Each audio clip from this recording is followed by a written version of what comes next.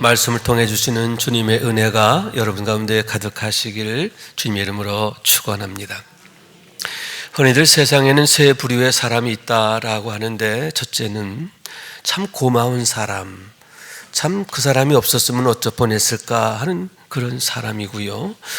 둘째로는 그 사람만 없었더라면 얼마나 좋았을까 하는 그러한 사람이 되겠고, 세 번째 부류는 있으나 마나, 있어도 그만, 없어도 그만, 그런 사람이다 하는 거죠.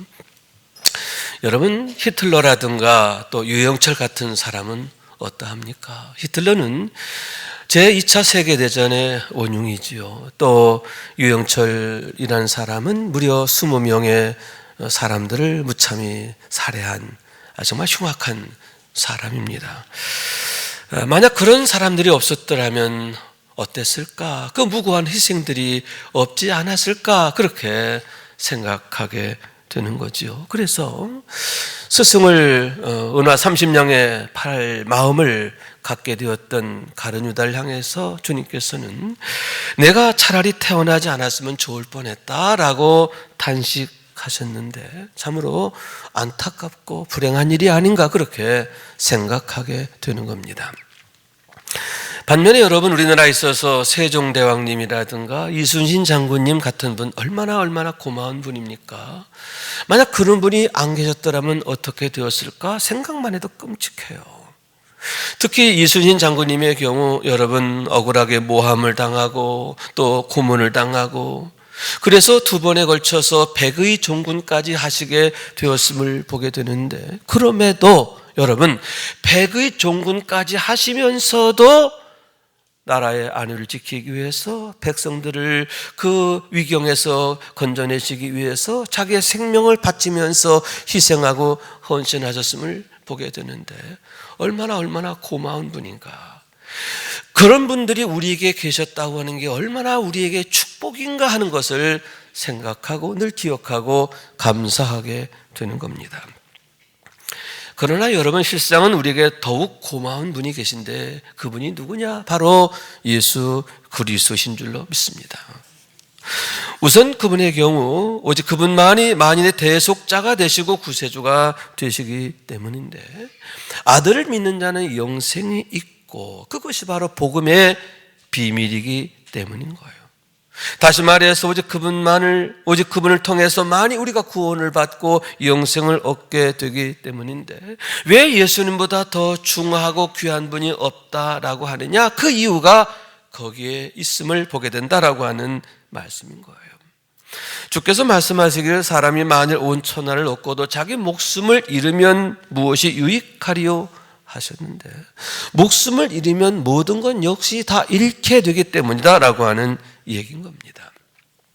여러분, 헬라 제국은 알렉산더 대왕에 의해서 세워지게 되는데요, 20살에 마케도니아의 왕이 됩니다. 그리고는 2년 후부터 정복 전쟁을 시작하게 되는데, 8년이 지난 후 그가 30세가 되었을 때에 헬라 대제국을 이루게 되는 거예요.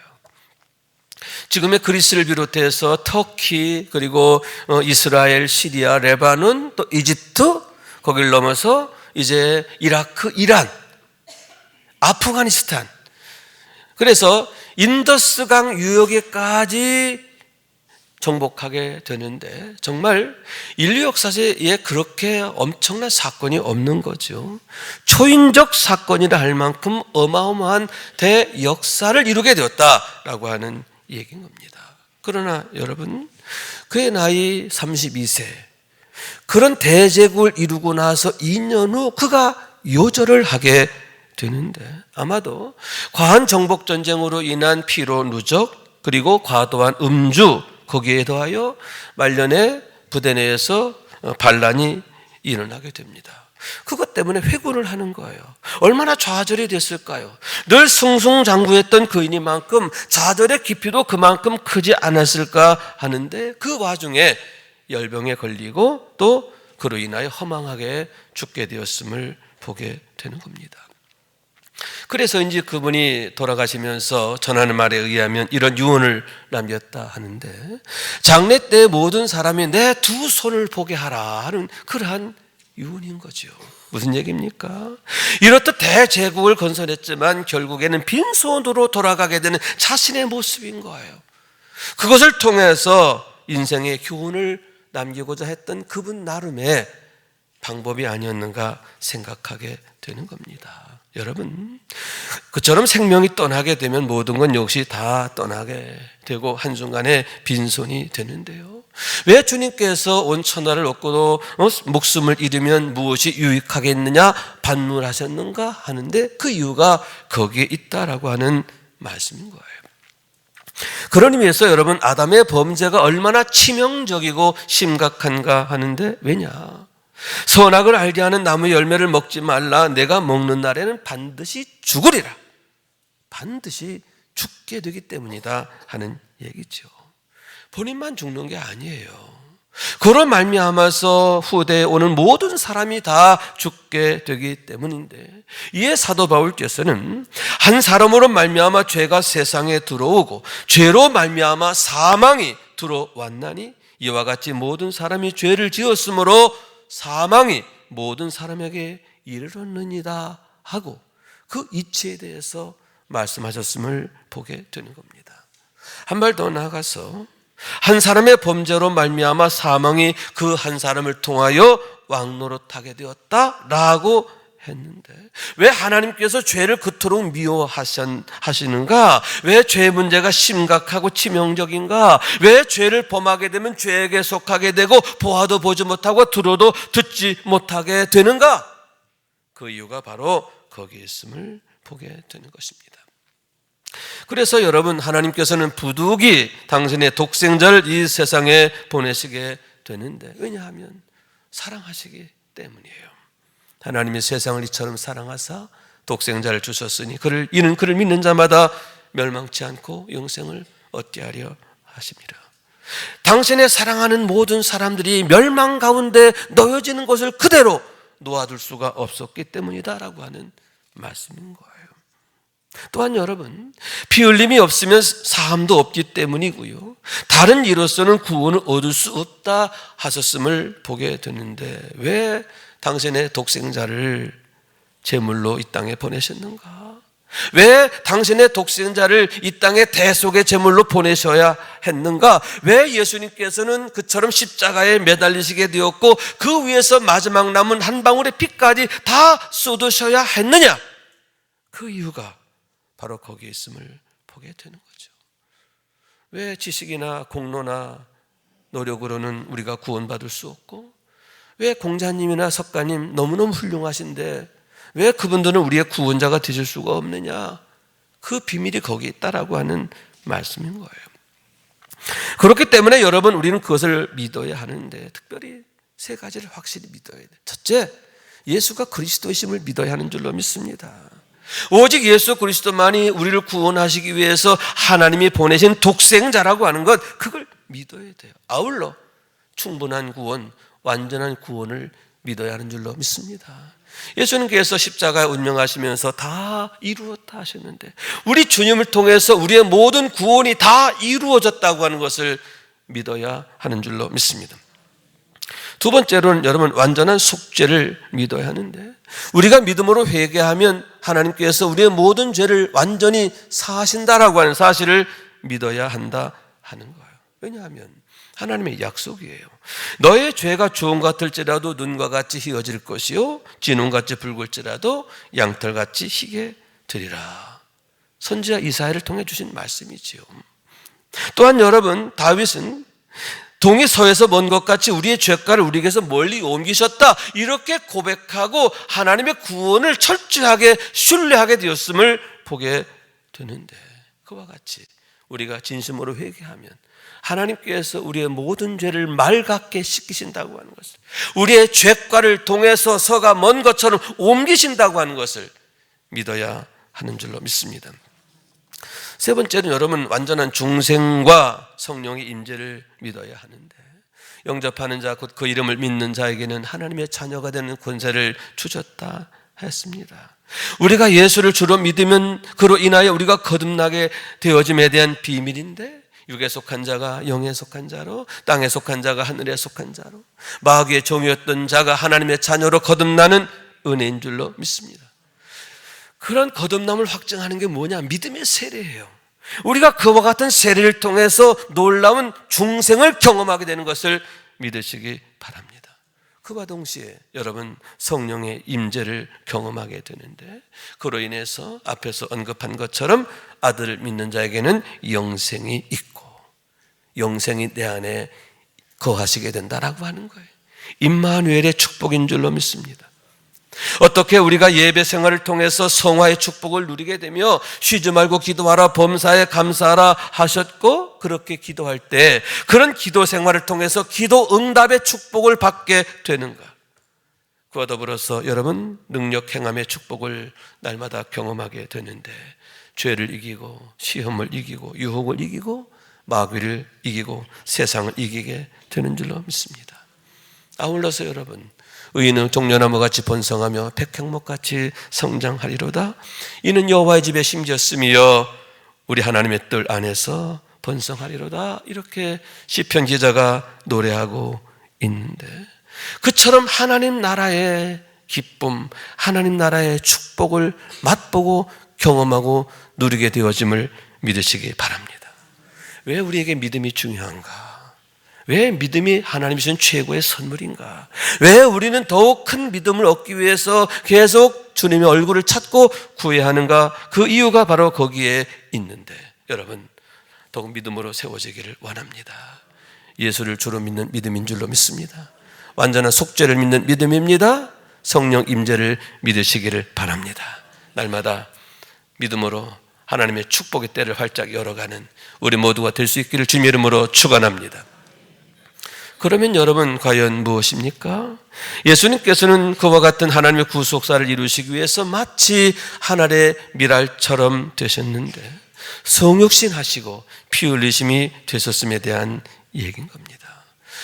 그러한 복음의 비밀에 대해서 바울께서는 그는 근본 하나님의 본체시나 하나님과 동등됨을 취할 것으로 여기지 아니하시고 오히려 자기를 비워 종의 형체를 가지사 사람들과 같이 되셨고 사람의 모양으로 나타나서 자기를 낮추시고 죽기까지 복종하시니 곧 십자가에 죽으심이라, 이렇게 말씀하고 있는데, 하나님의 본체께서 자기를 비우시고 낮추셨는데 어디까지? 십자가에까지 낮추셨다, 이렇게 복음의 비밀을 말씀하고 있는 겁니다.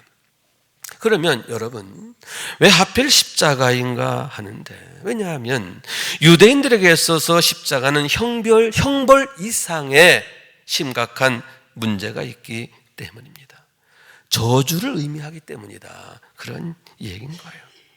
다시 말해서 신명기 21장 23절의 말씀인데, 나무에 달린 자는 하나님께 저주를 받았음이라 하신 엄미한 하나님의 말씀인 거예요. 그래서 사울이란 청년의 경우 기독교인들을 박해하고 교회를 진멸하는데 그 누구보다 앞장을 서게 되는데, 왜 그렇게 했느냐? 자기 딴에는 하나님에 대한 열심이에요. 그것을 하나님이 기뻐하신다라고 생각했기 때문인데, 어떻게 나무에 매달려 죽은 자가, 저주받아 죽은 자가 그리스도가 될 수 있는가? 다시 살아날 수가 있는가? 절대로 그럴 수 없다. 진짜 그가 그리스도라면 나무에 매달릴 일도 없고 그렇게 죽을 일도 없다, 그렇게 생각했고, 기독교인들은 거짓말하고 있다, 혹세무민 한다, 그렇게 여겼기 때문이다 하는 거죠. 그런데 여러분, 어느 날 성령께서 빛 가운데 그를 찾아오셨고 그를 통해서 중생을 경험하고 성령께서 그의 눈을 열어주셨을 때 비로소 십자가의 비밀을 발견하게 되는데, 무엇입니까? 왜 십자가인가 하는 사실인데 하나님의 사랑임을 깨닫게 되었다라고 하는 얘기죠. 하나님의 사랑의 극치, 하나님의 사랑의 이유, 그것이 바로 십자가였음을 그가 비로소 알게 되었다라고 하는 말씀인 거예요. 그래서 이렇게 말합니다. 우리가 아직 죄인 되었을 때 그리스도께서 우리를 위해 죽으심으로 하나님께서 우리에 대한 자기의 사랑을 확증하셨나이다. 십자가는 저주가 아니라는 거예요. 저주받은 자까지 구원하기를 원하시는, 그 일을 위해서 저주받은 자의 자리까지 자기를 비우시고 낮추시는 하나님의 사랑, 그렇기 때문에 그때로부터는 예수님의 십자가만을 사랑하고 십자가만을 자랑하고 십자가만을 붙드는 삶이 되었음을 보게 되는 것입니다. 아울러서 나는 이제 너희를 위해 받는 괴로움을 기뻐하고 그리스도의 남은 고난을 그의 몸된 교회를 위하여 내 육체에 채우노라 하고 거룩한 소원을 품게 되었는데, 이제는 자기 십자가를 지고 일평생 주님의 뒤를 따르게 되었음을 보게 되는 것입니다. 여러분, 무엇입니까? 에스겔에 본 환상입니다. 이에 내가 그 명령대로 태어나했더니 생기가 그들에게 들어가매 그들이 곧 살아나 일어나섰는데 극히 큰 군대더라. 여러분, 에스겔이 본 환상입니다. 골짜기에 마른 뼈가 가득합니다. 바싹 말라 있습니다. 그런데 하나님의 말씀을 태어납니다. 생기야 들어가라. 생기가 그들 속에 들어가자 그들이 다시 살아나는데 큰 군대로 세워지게 되었다라고 하는 놀라운 말씀이에요. 마른 뼈가 살아나는 역사, 그것이 바로 생기를 통해 나타나는 역사라는 거죠. 또한 여러분, 에스겔에서 47장 9절의 말씀이지요. 이 강물이 이르는 곳마다 번성하는 모든 생물이 살고 또 고기가 심히 많으리니 이 물이 흘러 들어가므로 바닷물이 되살아나겠고 이 강이 이르는 각처의 모든 것이 살 것이며. 무슨 얘기냐? 성전 문틀에서부터 물이 솟아납니다. 그 물이 흘러 시내를 이루고 강을 이루고 바다에 흘러 들어가는데 그 물이 이르는 곳마다, 그 물이 닿는 곳마다 죽은 자들이 살아나는 역사가 일어나게 됐다라고 하는 얘기죠. 여러분, 여기에서 생기가 무엇이고 그 물이 무엇입니까? 예수 그리스도시죠. 여기서 생기는 성령님을 말하고, 여러분, 여기에서 물은 예수님께서 십자가 위에서 흘리신 보혈을 의미하는데, 예수 그리스도의 대속의 은혜로 말미암아 이 땅에 나타나게 된 살아남의 역사, 멸망치 않고 영생을 얻게 하려 하심이라. 그런 놀라운 비밀이, 놀라운 은혜가, 놀라운 축복이 바로 거기 있음을 보게 되는 겁니다. 그렇기 때문에 여러분, 사도 베드로가 오직 예수 그리스도만을 증거하게 되죠. 예수 이름으로 명할 때 어떻게 됩니까? 나면서부터 한 번도 걷지 못했던 자가 그 자리에서 일어나게 되고 걷기도 뛰기도 하며 하나님을 찬미하게 된 줄로 믿습니다. 주저앉았던 인생이 일어난 인생이 되고요, 하나님을 찬미하는 인생이 되는 거예요. 여러분, 전도자 빌립, 성령 충만한 전도자 빌립이 사마리아 성에 복음을 전하니까 귀신 덩어리의 도시가, 우환만 가득하던 그 도시가 슬픔의 땅이 어떻게 땅으로? 큰 기쁨이 가득한 것으로 바뀌어지게 되는 줄로 믿습니다. 그런 의미에서 여러분, 지금의 대한민국 역시 또 그 증거의 현장이 아닌가, 그런 기적의 현장이 아닌가 생각하는데, 어떻게 지금과 같은 번영을 이루게 되었고 민주화를 이루게 되었는가 하는데, 한마디로 말해서 복음이 가져온 결과다라고 하는 말씀인 거예요. 여러분, 지금의 세대가 우리 어르신들 세대와는 좀 많이 다르지요. 우리 어르신들의 세대를 한마디로 라떼 세대라 이렇게 표현합니다. 뭐 커피 라떼, 무슨 라떼가 아니고요. 라떼는 뭐냐? 라떼는 이래서 라떼 세대예요. 이 라떼 세대의 이야기를 이 젊은 세대는 이해를 못하는 게 너무 많아요. 특별히 두 가지를 몰라요. 첫째, 배고픔을 모르죠. 여러분, 라떼 세대는 어떠십니까? 아침에 누구를 만나면 인사가 뭐예요? 굿모닝이 아니잖아요. 좋은 아침이 아니에요. 뭐예요? 식사하셨시오? 그거잖아요. 밥 먹었시오? 밥 먹는 것, 식사 한 끼 해결하는 것, 그게 모든 삶의 가장 우선이고 먼저이고 가장 중요했던 그런 시대를 살아요. 먹을 게 없었어요. 오죽하면 나무 껍질을 벗겨서 쌀만 먹어야 했던 그런 시대였던 거죠. 그러나 지금의 젊은이들은, 청소년들은 어떠합니까? 안 먹어서 문제인데, 먹을 게 없어서 안 먹는 게 아니라 먹을 게 너무 많아서 안 먹어요. 배고픔을 모르는 시대가 되었어요. 두 번째는 여러분, 부자유가 무엇인지를 잘 몰라요. 예를 들어서 두발의 자유, 언론의 자유, 해외여행의 자유. 여러분, 요즘 젊은 애들한테 야, 해외에 가려면 나라의 허가를 맡아야 돼. 이해가 됩니까? 이해 안 돼요. 아니, 내가 하고 싶으면 가지. 그러나 여러분, 비록 불과 40년, 50년 전만 해도요, 그런 부자유가 일반이었어요. 예를 들어서 제가 대학 1학년 때 그때는 장발 단속이 심했죠. 머리가 좀 길다 싶으면요 파출소에 끌려가요. 그러면 경찰관이 어떡하냐, 바리깡, 이발기기죠, 이 한가운데를 밀어버려요. 요즘에 그랬다가는 그 경찰관 옷 벗어야 합니다. 그죠? 그건 인권 침해, 고발당하고요 큰일 납니다. 그런데 그 당시에는 그게 당연했어요. 그래도 괜찮다고 할 그런 시대를 살았다 하는 얘기인데, 그러면 여러분 어떻게 그런 정말 암울한 시대에서 지금의 이렇게 광명한 세대가 됐는가? 세상 완전히 달라졌잖아요. 너무너무 살기 좋아졌잖아요. 어떻게 그렇게 됐느냐? 어떤 분은 그래요. 대통령님 누가 정치를 잘해서 그랬다. 또 어떤 분은 민주화 운동 덕분이다. 또 어떤 사람은 일제가 우리 민족을 개화시켰다. 말 같지도 않은 말을 하는, 첫 번째, 두 번째 일리가 있는 얘기지만 세 번째는 이건 정말 쓰레기 같은 말이죠. 말이 안 되는 얘기죠. 그러나 여러분, 실상은 뭐냐? 선교사님들 덕분이에요. 왜냐하면 그분들이 이 땅에 복음을 가지고 와서 그 복음을 통해서 이 민족을 깨웠기 때문이에요. 다시 말해서 하나님 나라의 가치와 하나님 나라의 사상, 하나님 나라의 문화, 이것으로 이 민족을 깨운 거예요. 그분들이 와서 가장 먼저 한 게 뭐예요? 학교를 세우고 교회를 세우고 이것을 통해서 어린이부터 가르쳤잖아요. 여자들을 가르쳤잖아요. 그래서 최고의 인적 인프라를 갖추게 된 거예요. 고상한 가치를 갖고 있는 그런 사람들이 막 구름대같이 만들어지게 되니까 그들이 민주화 운동도 하는 거고요, 경제개발도 이루는 거고요, 창의적인 미래를 열어가는 거예요. 어떻게 민주화가 됐느냐? 누가 정치를 잘해서 그럴 수도 있지만 그 이전에 그 시작이 뭐냐? 복음이라는 거죠.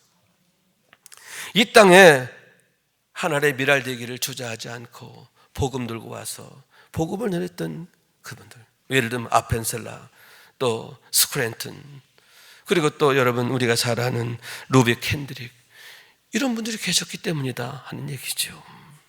사진 하나를 보여드릴게요. 루비 캔드릭이라는 분이에요. 두 번째 사진입니다. 그분의 무덤입니다. 세 번째 사진입니다. 그분의 무덤 맨 위에 있는 묘비명이에요. 거기 이렇게 쓰여져 있습니다. 만약 내게 줄 수 있는 1000개의 목숨이 있다면 모두 조선을 위해 바치겠다. 그분이 임종 전에 부모님께 보낸 편지에 담겨있던 내용을 거기에 유언처럼 묘비명으로 남기게 되었던 것입니다. 그분은 1907년 우리나라가 조선의 안위가 풍전등화 있을 때에 24살 꽃다운 나이로 이 땅에 오시게 됩니다. 본래 그분은 미국 텍사스에 있는 아주 독실한 크리스천 가정에서 아리답게 성장합니다. 그리고 어릴 때부터 교회 생활을 참 잘했어요. 청년 대표로 활동했고요. 지역 청년, 에벳 청년회라고 지역 청년회가 있는데 거기에 가입해서 또 아주 중심적으로 활동을 하게 됩니다. 그러면서 어려서부터 선교에 대한 열심히 남달랐습니다. 그래서 어린 나이에도 불구하고 에벳 청년회의 파송을 받아서 이 땅에 선교사로 오시게 되었는데 너무나 안타깝게도 오신 지 9개월 만에 돌아가시게 되는 겁니다. 급성 맹장염에 걸려 돌아가셨는데, 요즘은 맹장염 걸려도 그 병도 아니지요. 아무것도 아니지요. 한 이틀, 당일날 병원에 입원했다가 퇴원해요. 그러나 그때는 그것만 걸려도 죽는 거예요. 치료할 방법이 없는 거죠. 그러나 그분의 그런 희생이 계기가 되어서 여러분 무려 3년 동안 20명의 청년들이, 에벳 청년의 청년들이 이 땅에 오게 되었고요. 그분의 그 유업을 계속 이어가게 되었는데, 그분이 남긴 마지막 유언과 같은 그의 편지가 그런 결과를 가져오게 되었음을 보게 되는 겁니다. 그분이 돌아가시기 전 어머니 아버님께 편지 하나를 남기게 되는데 거기에서 두 가지 유언을 남겨요. 첫째, 내가 만약 1000개의 목숨이 있다면 그 목숨을 조선 땅을 위해서 바치겠습니다. 그래서 그분의 유언은 이 조선 땅의 양화진에 묻히게 됐던 겁니다. 두 번째, 내가 죽으면 텍사스 청년들이 10명, 20명, 50명씩 조선 땅에 오게 해 주십시오. 그가 죽은 후, 그분이 돌아가신 후 그의 편지가 에베 청년에게 전해졌고 청년들이 그 편지를 읽고 감동을 받습니다. 도전을 받아요. 그래서 그런 그의 소원에 응답하게 되어서 3년 동안 무려 20명의 청년들이 로비 캔드릭의 뒤를 잇게 되었고 그것이 지금의 대한민국을 만드는 초석이 되었다라고 하는 말씀이지요. 그분이 부모님께 보낸 편지의 마지막 부분입니다. 오늘 밤은 유난히도 고향으로 돌아가고 싶습니다. 조선인들이 외국인을 죽이고 기독교인을 증오한다는 소문 때문에 부두에서 저를 끝까지 말리셨던 어머니의 얼굴이 자꾸 제 눈앞에 어른거립니다. 아버지, 어머니, 어쩌면 이 편지가 마지막일 수도 있겠습니다. 제가 이곳에 오기 전에 뒤뜰에 심었던 한 알의 씨앗으로 인해 이제 내년이면 온 동네가 꽃으로 가득하겠지요. 그리고 또 다른 씨앗들을 만들어 내겠지요. 어떻게 지금의 대한민국이 있게 되었는가? 바로 그처럼 하나의 미랄되기를 주저하지 않았던 그런 고귀한 희생과 헌신이 있었기 때문임을 늘 우리가 기억하고 감사해야 한다라고 하는 말씀인 거죠. 본문 40절에 주님의 말씀입니다. 내가 진실로 진실로 너희에게 이르노니 한 알의 밀이 땅에 떨어져 죽지 아니하면 한 알 그대로 있고 죽으면 많은 열매를 맺느니라. 이제껏 당신이 감당하실 십자가에 대한 예시의 말씀인데 참으로 의아하게도 그렇게 말씀하시면서 인자가 영광을 얻을 때가 왔다 이렇게 말씀하심을 보게 되는 거예요. 당신의 십자가가 뭐냐? 한 알의 밀이 되어 땅에 떨어져 죽는 게 뭐냐? 저주가 아니라 실패가 아니라 뭐다? 영광이라는 거예요. 최고의 영광이라는 거예요. 그러면 그 이유가 과연 무엇인가 하는데 오직 그것만이 당신께서 이 땅에 오신 목적을 성취하는 것인데 그건 뭐예요? 세상의 모든 사람들이 멸망치 않고 구원받기를 원하시는 하나님의 소원이죠. 하나님의 마음이죠. 하나님의 사랑이지요. 그것을 이루어 드리는 것이기 때문이다 라고 하는 말씀인 거죠. 그런 의미에서 여러분 만약 그와 같은 우리 주님의 죽으심이 없었더라면 어떻게 됐을까 하는데 여전히 우리가 죄 가운데 있게 되고 죄에게 종노릇하게 되고 그러다가 결국은 망하게 되는 게 아닙니까? 그러니만큼 만인의 죄를 대속하시기 위해 당신의 독생자를 희생의 제물이 되게 하신 하나님의 그 희생, 그 사랑 얼마나 감사하고 또 감사한가 하는 그러한 얘기인 겁니다. 사순절 세 번째 주일을 맞습니다.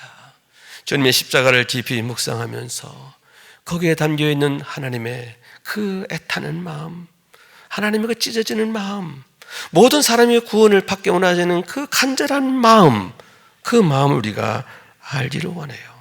다시 말해서 우리를 향한 하나님의 그 깊고 크신 사랑을 알기 원하는 거예요. 그러므로 해서 여러분 우리들 역시 그 사랑을 쫓아 행하기를 원하는데요. 이제는 자기 십자가를 지고 주님의 뒤를 따르게 되기를 원하는 거예요. 하늘에 미리 보여주는 그 비밀에 동참하게 되기를 원하는 거예요. 이를 통해서 하나님 일하실 것입니다. 우리의 가정에, 우리의 자녀들에게, 또 우리 교회에, 우리의 범사에 하나님께서 100배의 축복, 100배의 영광, 100배의 놀라운 역사를 이루시게 되는 어떤 역사? 살아나는 역사. 할렐루야. 살아나는 역사, 세워지는 역사, 살려지는 역사. 할렐루야. 생명이 약동하는 역사인 줄로 믿습니다. 그런 은혜의 때, 축복의 때를 열어가는 우리 모두가 될 수 있기를 주님의 이름으로 축원합니다. 말씀 생각하면서 기도한 마음으로 찬양합니다. 땅끝에서 찬양합니다. 주께서 주신 동산에 땀 흘리며 씨를 뿌리며 내 모든 삶을 드리며 날 사랑하시는 내 주님께 비바람 앞을 가리고 내 육체는 쇠잔해져도 내 모든 삶을 드리리 내 사모하는 내 주님께 땅 끝에서 주님을 맞으니 주께 드릴 열매 가득 안고 땅 끝에서 주님을 배우리 주께 드릴 노래 가득 안고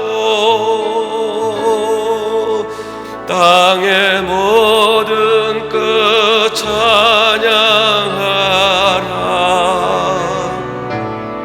주님 오실 날 예비하라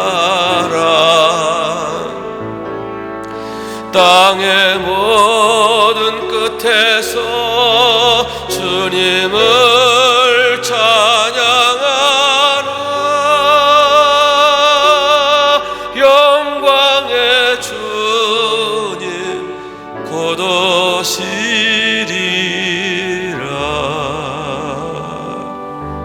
아멘.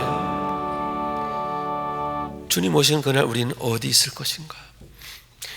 여기서 땅끝이라고 하는 것은요 충성 그 자체를 말하는 거예요. 왜? 주님께서 말씀하시기를 땅끝까지 이르러 내 증인 되라 그러거든요. 주님의 말씀을 충성스럽게 받드는 그 삶의 자리를 말하는 거죠. 여러분, 우리가 땅끝에서 우리 모두 함께 주님을 만날 수 있기를 원해요. 엄한 자리가 아니라, 무익함의 자리가 아니라, 책망받는 자리가 아니라 이렇게 주님의 사랑과 칭찬과 인정을 받는, 어서 와서 나의 기쁨에 참여하라, 할렐루야, 이런 축복의 주인공 되는 우리 모두가 될 수 있길 주님의 이름으로 축원합니다.